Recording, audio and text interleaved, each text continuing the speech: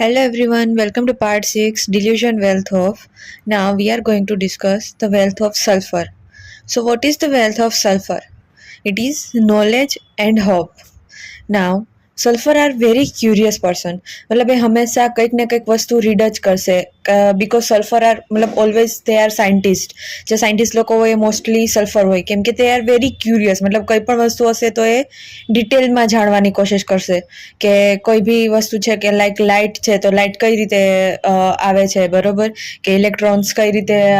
મતલબ જાય છે વાયરમાંથી તો દે આર વેરી ક્યુરિયસ મતલબ everything they want to no in detail and there are many rubrics related to this like curious, reading desire to read encyclopedia, reading desire mysterious and detective stories, religious affection, too occupied with religion, bible all day wants to read. So these are the rubrics related to it. And the second is hope. Now hope for what? So hope for recovery.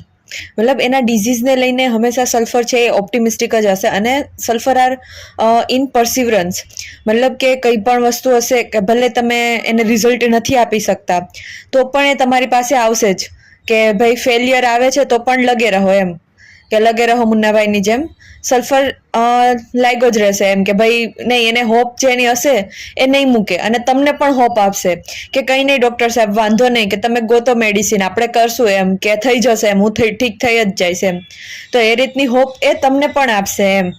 અને મતલબ એને ડિઝીઝને લઈને એટલા optimistic અને positive હશે કે ભાઈ હું ઠીક થાઈશ જ